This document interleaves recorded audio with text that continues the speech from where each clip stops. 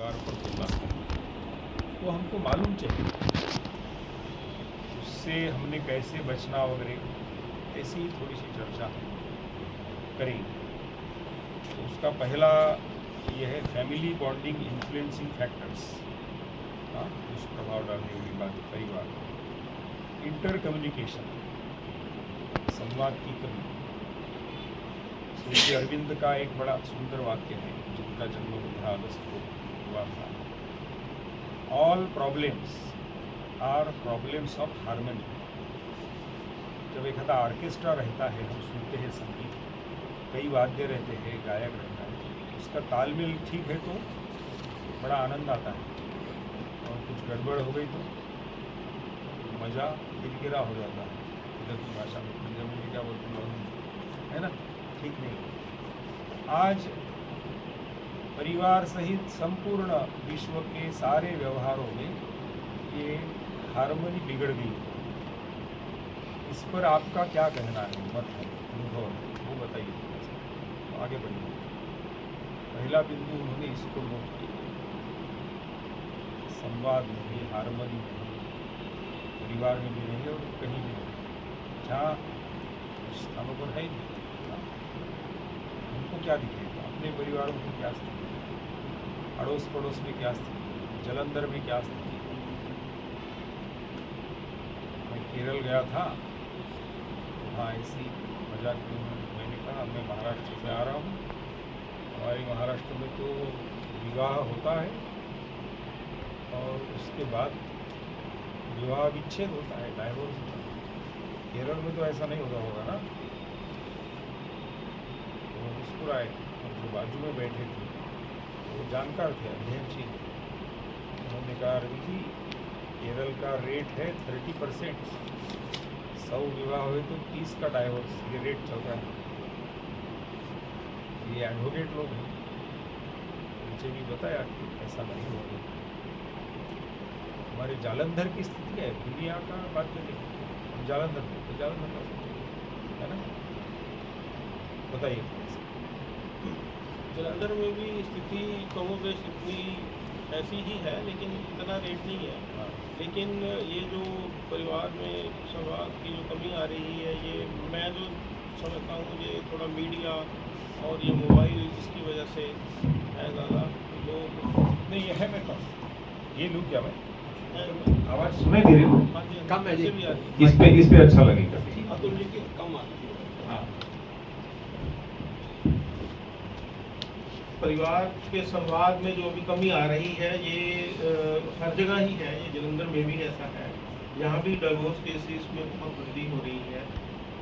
और ये मैं जो समझता हूँ, ये जो स्थिति है ये मीडिया और मोबाइल, और ये जो बच्चे अभी इतनी छोटी उम्र में मोबाइल और मीडिया पे जो हम लगा देते हैं, उसकी वजह से भी थोड़ा सा है।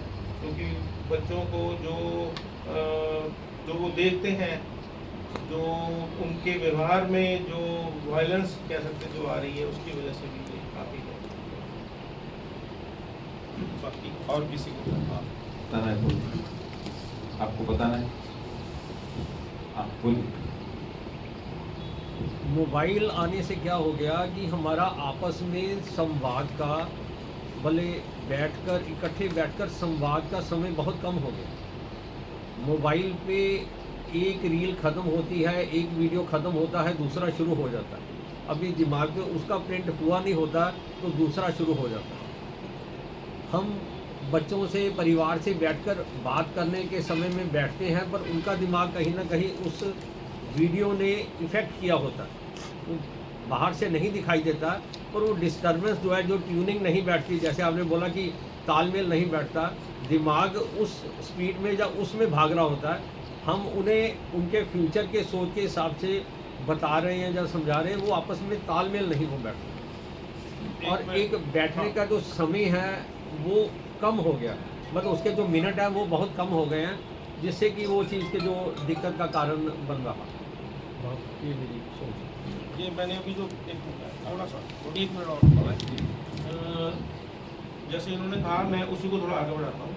अब जैसे बच्चों को कोई प्रॉब्लम आती थी, या पति पत्नी में कोई प्रॉब्लम थी, या कोई और किसी में प्रॉब्लम थी, तो हम क्या करते थे, अपने बड़े बुजुर्गों से उस बारे में राय लेते थे। अभी जो किसी को भी बच्चों को कोई प्रॉब्लम आती है तो गूगल खोल के देखो क्या है। ये थोड़ा सा बच्चों में जो अब बन रहा है आदत कि कोई भी मुश्किल है कोई चीज़ का पता करना तो गूगल खोल के देखो। आगे हम ये गूगल वगैरह या मोबाइल नहीं होते थे तो हम अपने बड़े बुजुर्गों से पूछते थे, कोई मुश्किल आती थी परिवार में, इसका क्या करें हम। तो ये इसी की वजह से संवाद में कमी आ रही है।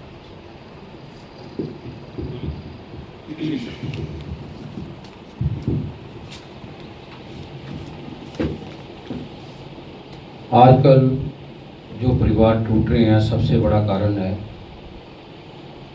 मेरा क्षेत्र भी है,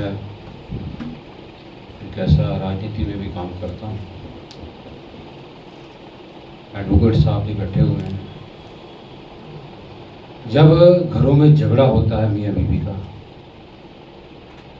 जब बात थाने तक पहुँच जाती है तो कुछ नेता गलत मिल जाते हैं। उन्होंने अपनी दुकानदारी चलानी होती है, लड़की परिवार को कह देंगे चलो थाने कंप्लेंट करें, माता का भी नाम लिखो, भाइयों का भी नाम लिखो। वहाँ पे एडवोकेट साहब भी पहुँच जाते हैं।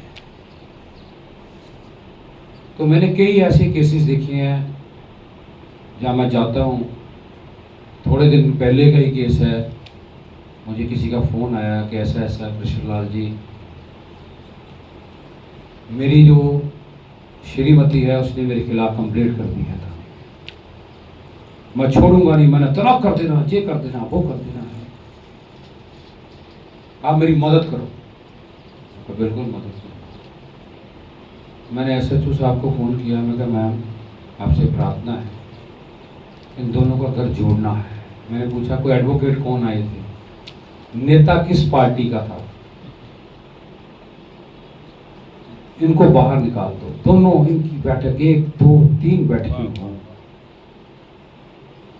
परिवार मिलने चाहिए। फिर मेरे पास ऐसे हजारों लोग आते हैं, डिब्बे देने आते हैं, आपकी पार्टी कौन सी है, भारत माता। अगर नेता लोग, एडवोकेट लोग जिनके पास जाते हैं वो समझाएं नहीं, भाई घर टूट जाएगा, समझाने में कमी है। जब लड़की को पता होता है, एक तो टूटने का सबसे बड़ा कारण मोबाइल फोन है। मम्मा आज ये हो गया, मम्मा ये हो गया, आ जाओ मेरे पास ये है, वो है, सबसे बड़ा कारण ये है। माध्यम है परिवार प्रबोधन का, उसके माध्यम से कार्यक्रम हो, जगह जगह कार्यक्रम हो, एडवोकेट साहब बैठे हुए हैं, ये भी कार्यक्रम कराएं, एडवोकेटों को समझाएं कि परिवार ना टूटे। पुलिस थानों में भी कार्यक्रम हो, उनको भी समझाएं, वो भी कहें कि मेरी बच्ची है, दूसरे की बच्ची नहीं, मेरी बच्ची है, दूसरे का घर टूटेगा नहीं, मेरा घर टूटेगा। तब ये जो केसेस हैं आज 90% यही केस हैं लड़के लड़कियों के। वहाँ नेता लोग कुर्ता पजामा पहन के पहुंचे होते हैं, दुकानदारी बनाई हुई है, एक महापाप कर रहे हैं हम, किसी का घर तोड़ रहे हैं, महापाप कर रहे हैं। समझाने वाला कोई नहीं। एक ही संगठन है, कितने कार्यकर्ता हमारे पास है, बाकी तो कोई दिखता नहीं। वो कहते हैं यही पागल है, वहाँ आ जाता है, पागल बोलते हैं, कोई बात नहीं, एक कमी है। इसके ऊपर कार्यक्रम होने चाहिए परिवार प्रबोधन के माध्यम से, कि तब ये घर बच सकते हैं। उसको लड़की को पता चले कि मेरे अपने पति देव की कैसे पूजा करनी है, इस समझाने में कमी है, तब घर टूट रहे हैं। और किसी को जोड़ना है?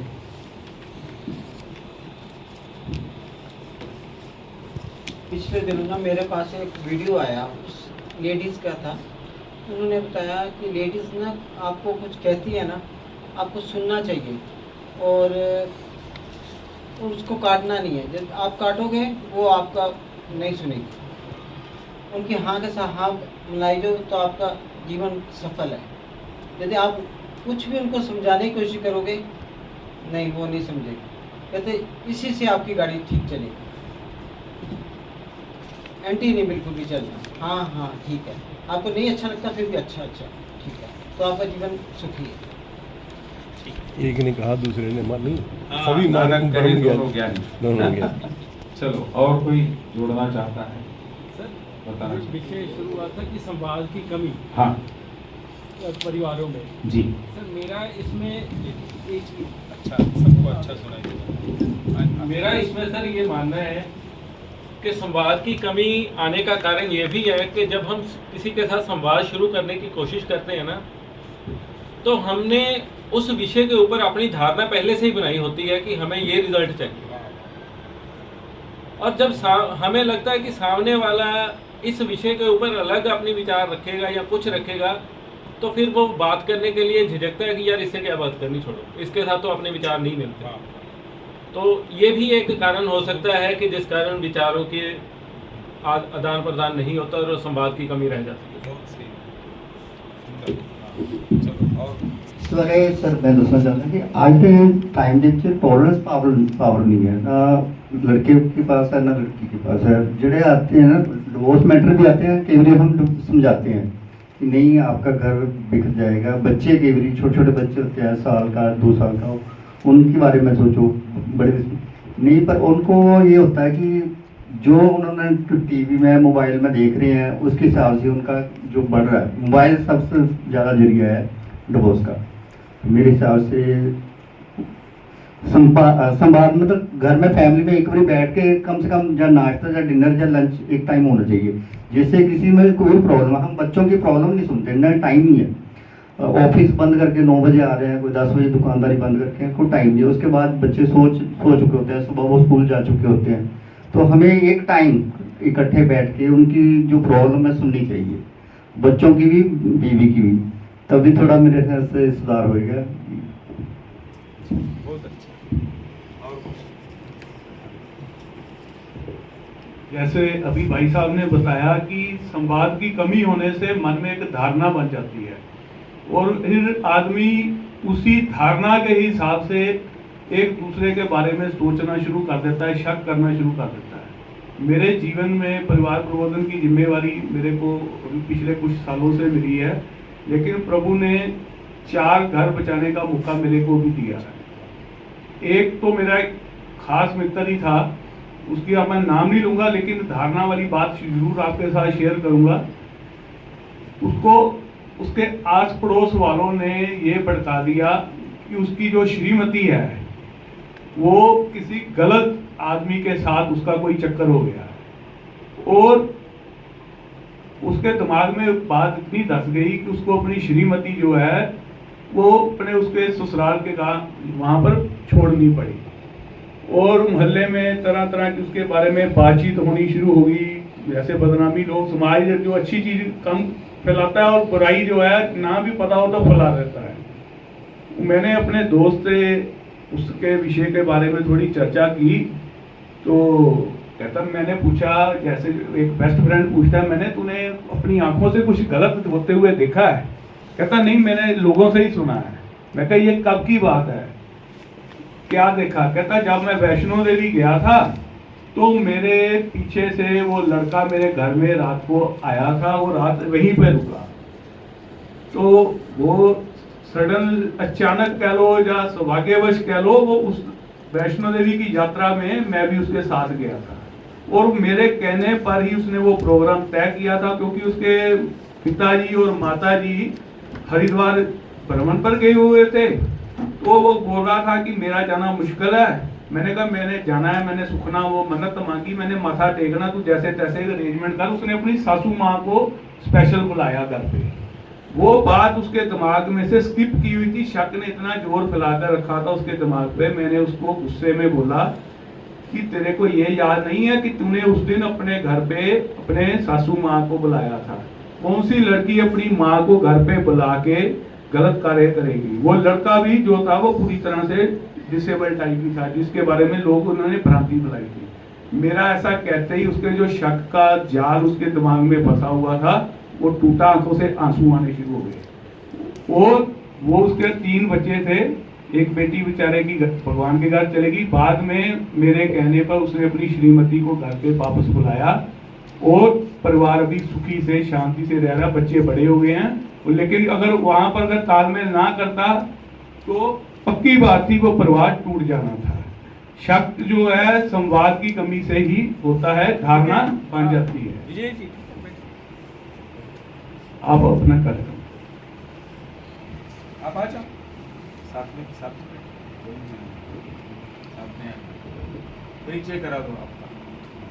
वरिंदर सैनी। हाँ, वरिंदर सैनी। पूरा परिवार का कारोबार क्या है, परिवार में कौन कौन है, ऐसा सब बताना। टीचर है जी हम, रिटायर उधर लाइट है ना, क्लियर शक्ल नहीं आती, था नहीं लगे। हाँ, बहन जी का परिचय। गृहिणी, धर्मपत्नी।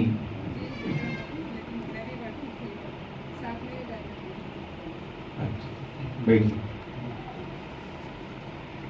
तो संवाद पर गपशप चल रही है, संवाद की कमी परिवार में, उसके कुछ अनुभव अपने, आप भी जुड़ जाइए उसमें। और किसी को कुछ जोड़ना है इसमें? तो हमने जो बात कही थी कि विवाह विच्छेद, और उसके साथ और एक आता है उदाहरण, ये है सुइसाइड। पंजाबी में क्या कहते हैं उसको? आत्महत्या। तो ये तो एकदम आखिरी का डेस्टिनेशन है ना, इसके बीच में बहुत छोटे छोटे स्टेशन आते हैं, तो यानी टकराव होते हैं, ये होता है, एकदम कोई बड़ा आघात नहीं होता। भगवान बेल बजा के बताता है आपको, जागरूक कर प्रयास करता है। नहीं हुए तो फिर ये अंतिम स्टेशन है, डाइवोर्स, सुइसाइड, आत्महत्या, ऐसा है। तो अभी जैसा आपने बहुत सुंदर ये सहभागिता किया, ऐसे ही अपने पास समय की मर्यादा है, सारे बिंदु पर नहीं होगा, लेकिन क्या ऐसा अभी हम जैसे बैठे हैं, ऐसा महीने में एक बार जो हम यहाँ आज आए हैं, अपनी सुविधा से आप दिन समय तय कर सकते हैं। आज तो हमारे कारण आपको तालमेल बिठाना पड़ा, ये वो पूरी छूट है आपको, लेकिन संपूर्ण भारतवर्ष में ये जो सबको जानकारी है कि अपने घर बनाते समय जैसे बिल्डिंग ब्लॉक लगते हैं, ऐसे सारे विश्व की रचना में परिवार ये मूल बिल्डिंग ब्लॉक है। वो बिगड़ गया तो सब बिगड़ गया, दुनिया भर की करोड़ों की संपत्ति कोई काम की नहीं। ऐसे परिवार देखने को मिलते हैं अपने को।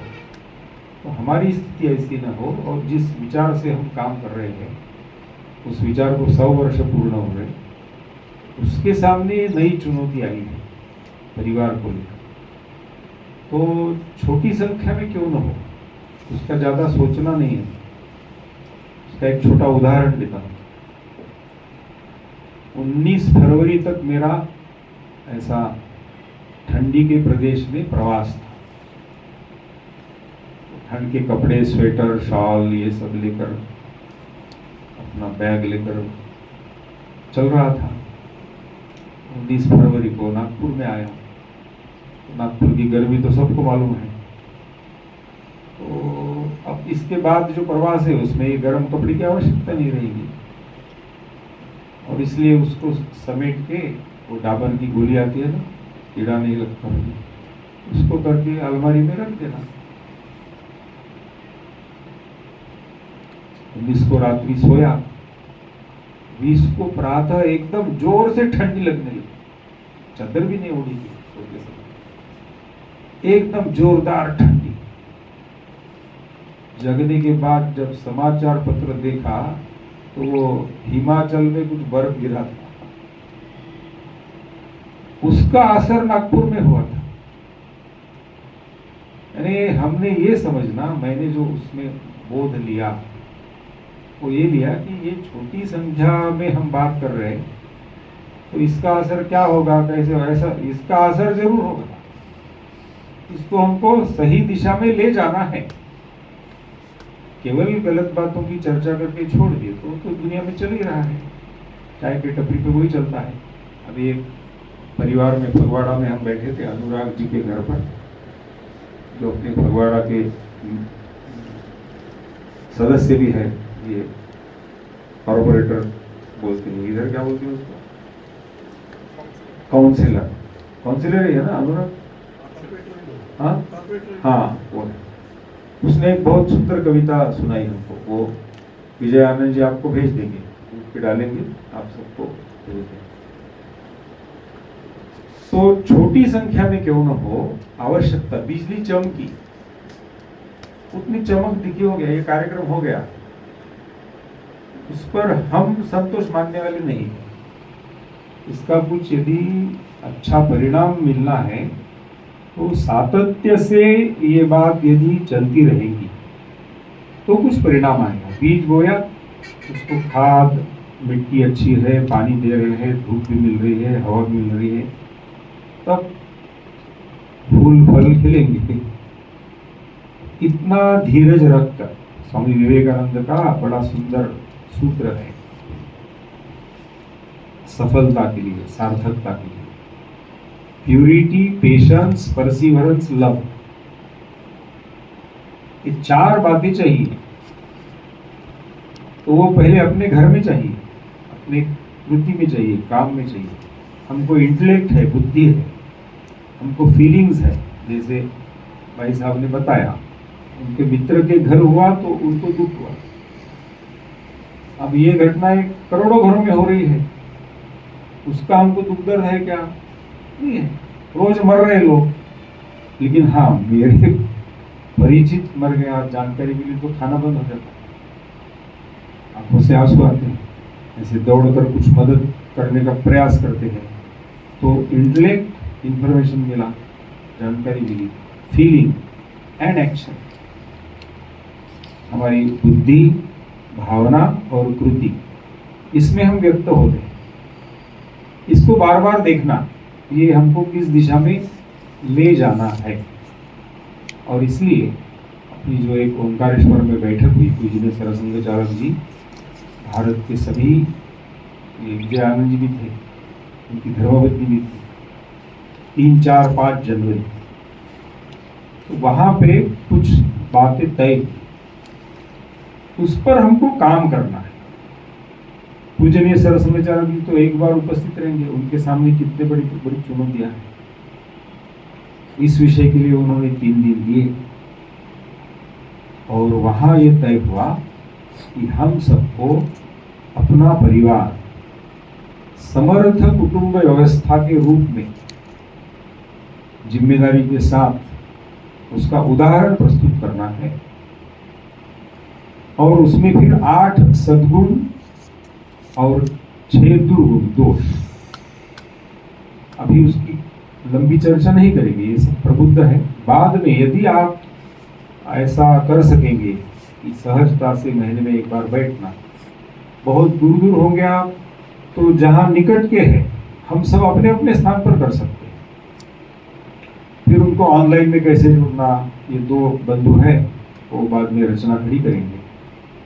लेकिन संपूर्ण भारतवर्ष में छोटी संख्या में रहा तो भी चलेगा, लेकिन एक 5-10 परिवार महीने में एक बार, भारत में कई प्रांतों में शुरू हो गया कि महीने की 1 तारीख को हम बैठेंगे।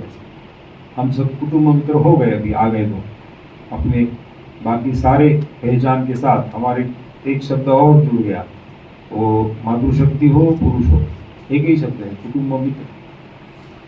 तो हम हो गए।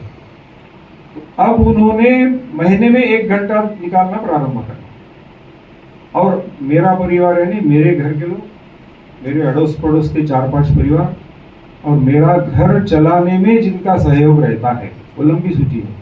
वो कार पहुँचने वाला है, वो सिक्योरिटी गार्ड है, वो स्कूल वैन ड्राइवर है, सब्जी बेचने वाला बेचने वाली है, इसको प्रेस करने वाले, लंबी एक सूची बनाओ जिनके साथ मेरा व्यवहार होता है, लेन देन होती है, तब मेरा घर चलता है। मैं अकेला घर नहीं चला सकता। तो सबके प्रति प्रेम, आदर, विश्वास। हमको विटामिन ए की डिफिशियंसी समझ में आती है, आयरन कम हो गया, विटामिन डी कम हो गया, कैल्शियम कम हो गया, सब समझ में आता है। लेकिन ये ध्यान में नहीं आता कि आपसी प्रेम, आदर, विश्वास ही घट रहा है और वो तो पूरा विनाश की ओर ले जाएगा। वो सजगता आना आवश्यक। इसलिए 8 गुण कौन से हैं? तो बलशील, ओज, धैर्य, युक्ति, बुद्धि, दृष्टि, दक्षता, ये लिखित रूप में आप सबको मिल जाएगा। और 6 दोष कौन से हैं? हम कुछ नहीं करते, भूत कहाँ से आती है पता है? माताएं जगने के बाद पहला काम क्या करती? झाड़ू लगाती, कचरा साफ करती।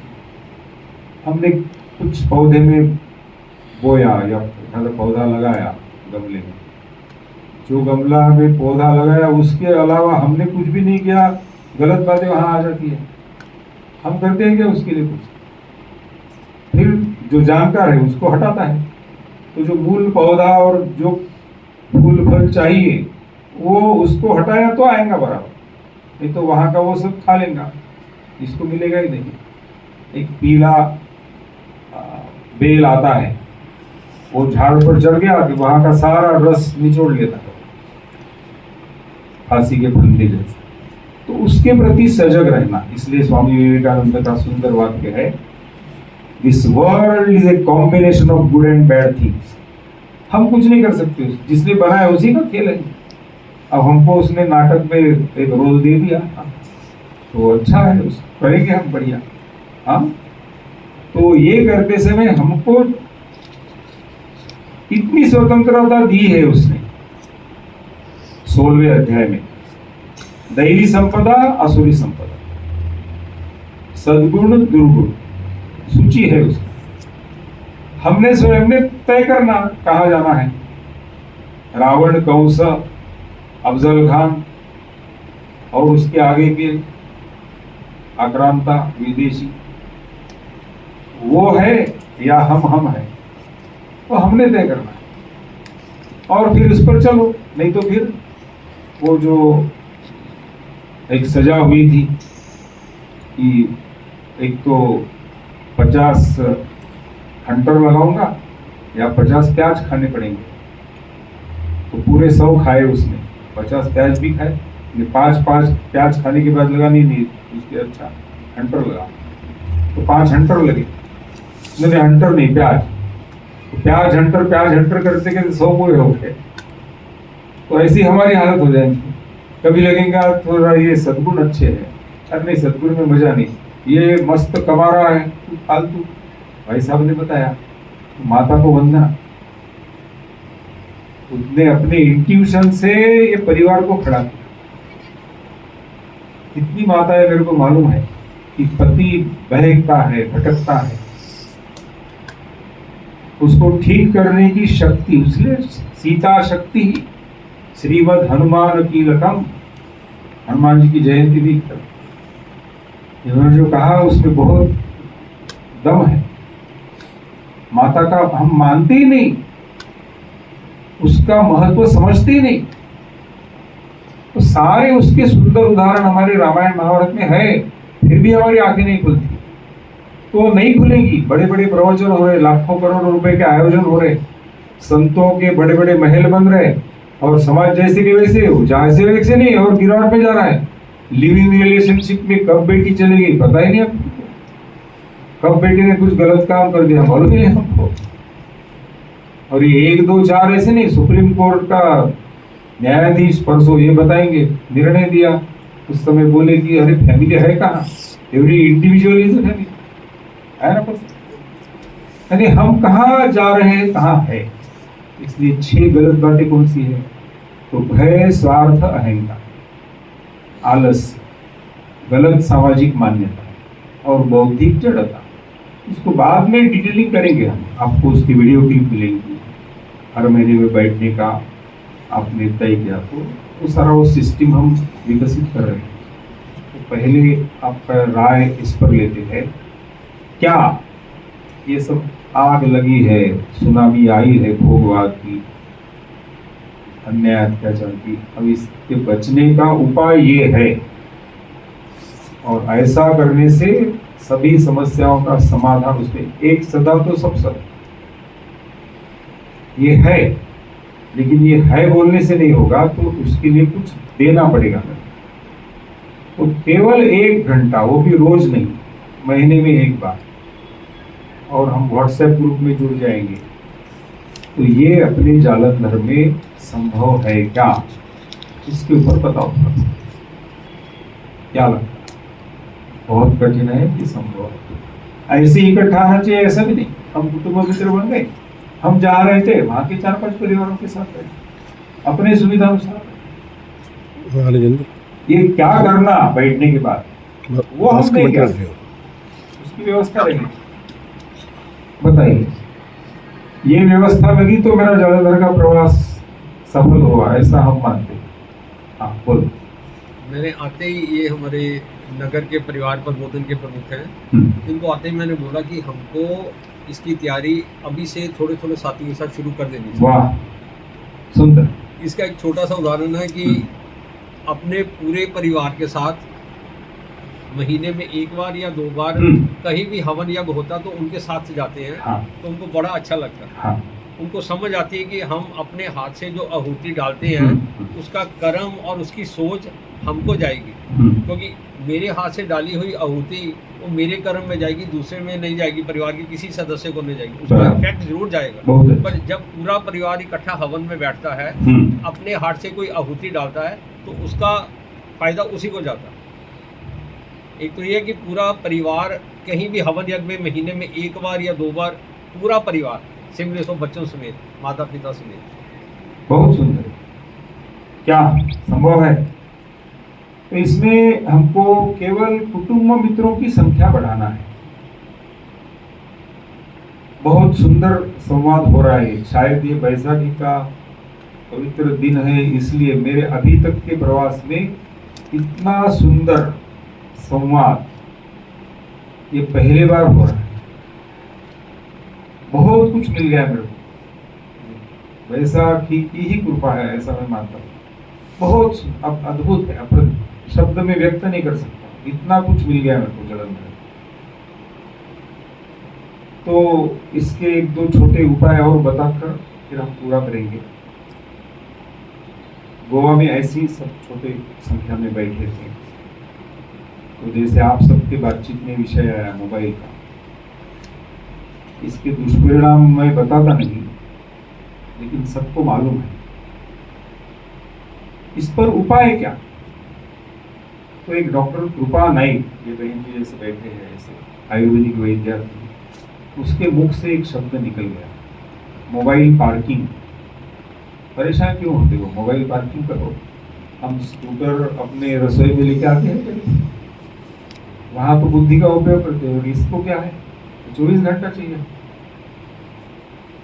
तो घर में एक छोटा सा ऐसा डिब्बा बनाकर उसके ऊपर लिख देना, मोबाइल पार्किंग।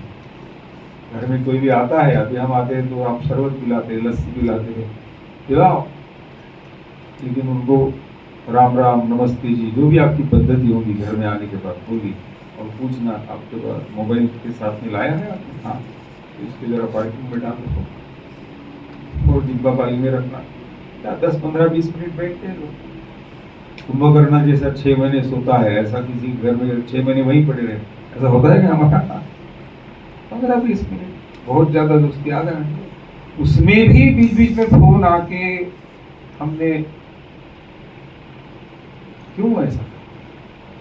तो अपने हीरो एंड हैबिट, हमारा आदर्श और आदत, इसका तालमेल बिठाना प्रारंभ करो। एक एक बिंदु पर बहुत गहराई से सोचना प्रारंभ हुआ है, और वो सारा आपको मिलते जाए।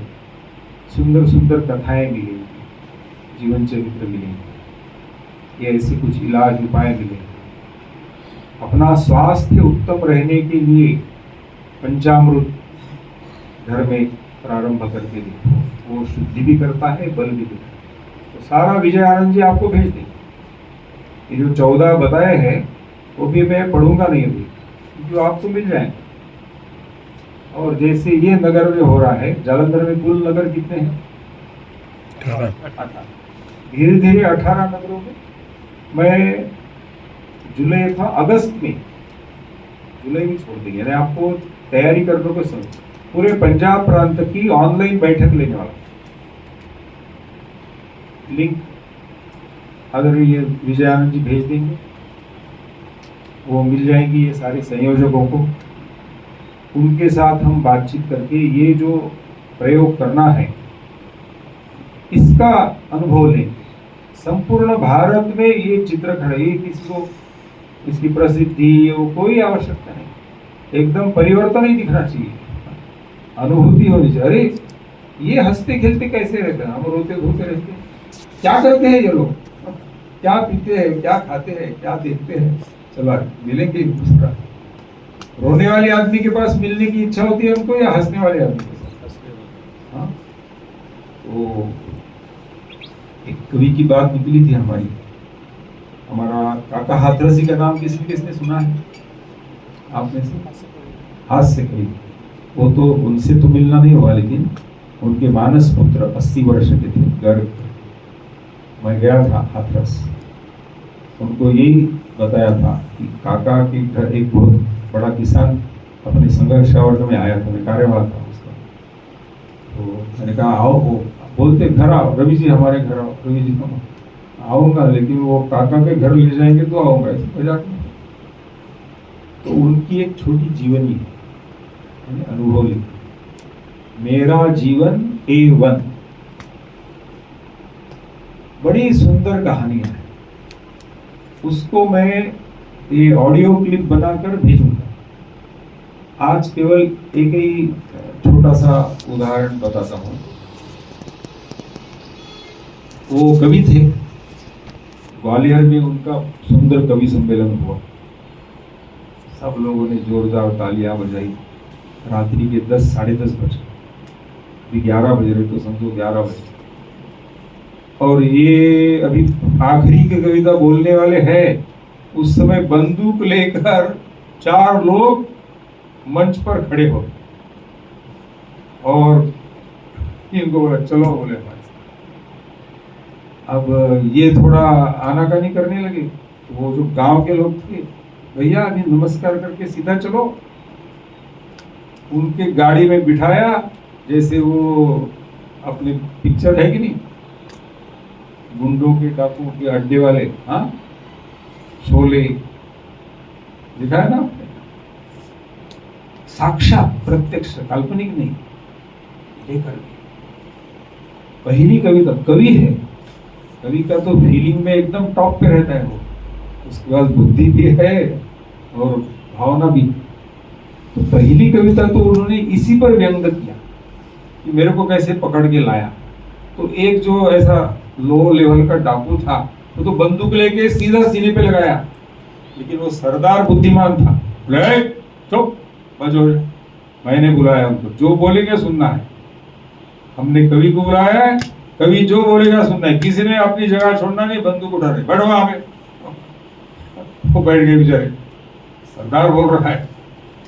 अब ये चला सिलसिला, 2 बज गए, 2:30 बज गए, 3 बज गए, फिर तो ये काका का पूरा शक्ति खत्म। उसने वो सरदार के पैर पकड़े, भगवान आपने बुलाया, अब मैं इसके आगे बोल नहीं सकता। उसको भी दया है, मनुष्य है, ठीक, चलो। फिर से गाड़ी में बिठाया, वो पहाड़ी के अड्डे से लेके ग्वालियर के चौराहे पर आए, और इसके साथ जो लोकल कवि थे, वो लोकल कवि को वहीं पे उतारा, सवेरे 5, साढ़े 4, 5 बजे तक वहीं पे, चलो जाओ बोले आप अपने घर। और काका को लेके एक हॉस्टल में गए, कॉलेज, गाड़ी, बंदूक, हॉस्टल, क्या करता। दरवाजा ठक, सवेरे 5 बजे का समय, बच्चे नींद में है, ठक ठक ठक, दरवाजा, 5 रुपए निकाल, 10 रुपए निकाल, 40 रुपए इकट्ठा किए हॉस्टल से, काका के हाथ में थमाए, उनको नमस्कार किया, और जहां उनको पहुंचाना था घर में, उनको बताया, वहां पे पहुंचा। काका बोले मेरे को जिंदा यहाँ पहुंचा, उतना पर्याप्त है, ये 40 काय को दे रहे? नहीं बोले, आप की आपने वहां पे प्रस्तुति की ना, मेहनत किया, तो हमारी जिम्मेदारी। ये भारत है। विवेकानंद कहते थे, मेरे भारत का चोर चोरी भी करता है तो भगवान की पूजा करके करता है। इसको समझिए। और ऐसे रोचक कहानियां, कथाएं, कविताएं ये बताकर एक नया आनंद, नया भारत, 8 गुणों से युक्त और इस दोषों से मुक्त, वो कांग्रेस मुक्त और ये मुक्त, जिनको करना है करने दीजिए। हमको पहले बेसिक बिल्डिंग ब्लॉक ये मजबूत है। भीम जिस घर में था उस घर की माँ तो रो रही थी, फिर भीम वो सब लेकर गया। कहानी सबको मालूम है क्यों रो रही है। नहीं नहीं, ऐसा वो राक्षस है, वो उसको देना पड़ता है एक बच्चा और एक गाड़ा भर अन्न। पता है ना सर कहानी? हाँ, तो बोले अरे तो रोने की क्या बात है, हमारा भीम जाएगा। बोले नहीं तो तुम मार कर रहा तो मारने दो ना, देखेंगे हमको 5 है बहुत है, एक कम हो गया तो कोई फर्क नहीं पड़ रहा। जानते हो उसको कुछ फर्क पड़ा? खाया पिया, बकासुर को भी मारा। अपने संघ के संस्थापक डॉक्टर हेडगेवार जब कोलकाता में वैद्यकीय छात्र थे, डॉक्टरी पढ़ रहे थे, तो प्रोफेसर नहीं आया, बच्चों की शरारत शुरू हो गई। शरारत में मुक्काबाजी, तो डॉक्टर हेडगेवार जी खड़े हो गए। वो बोले अरे इसको उसको काय को मुक्के मारते हो, मेरे को मारो। वैसा दंड लगाकर खड़े हो गए। तो मुक्के मारने वाले ने अमूल्य रत्न घोष, वो बांग्ला भाषी था, वो भी डॉक्टर बना बाद में, उसने संस्मरण लिख के रखा है, डॉक्टर अमूल्य रत्न घोष। अधिकृत कहानी बता रहा। ऐसा 1914 की घटना होगी। ऐसे खड़े हो गए, मुक्के मारते मारते उसका हाथ दुखने लगा, वो रुक गया। डॉक्टर हेडगेवार जी के पैर छुए, बोले मैं तो आपको पराभूत करने के लिए खड़ा था, मैं स्वयं पराभूत हो गया। बल प्राप्त करना 8 गुणों में मेरे घर में शारीरिक, मानसिक, बौद्धिक, आत्मिक, आर्थिक बल प्राप्त करने की स्थिति क्या है, what is the level about the strength, उसका कुछ पैरामीटर बनाए, सब मिलेगा आपको। आपसे अपेक्षा है आप केवल बैठने का तय करो, और जो मिलेगा उसके अभी जैसे कितना सुंदर सुंदर मिला। बस इतना ही आपसे प्रार्थना है। रात्रि सोते समय आज बैसाखी है, आज से ही शुरू करो, कम से कम 1 महीना मैं यहाँ से बोलता हूँ, वो उसको दोहराइए। सोने के पहले व्यक्तिशाह या परिवार के सभी लोग मिलकर बोलिए, और नींद में क्या अंतर आया ये दोनों भाई साहब को बता दीजिए, फिर हम चलें, ठीक है ना? लोकाः समस्ताः सुखिनो भवन्तु, लोकाः समस्ताः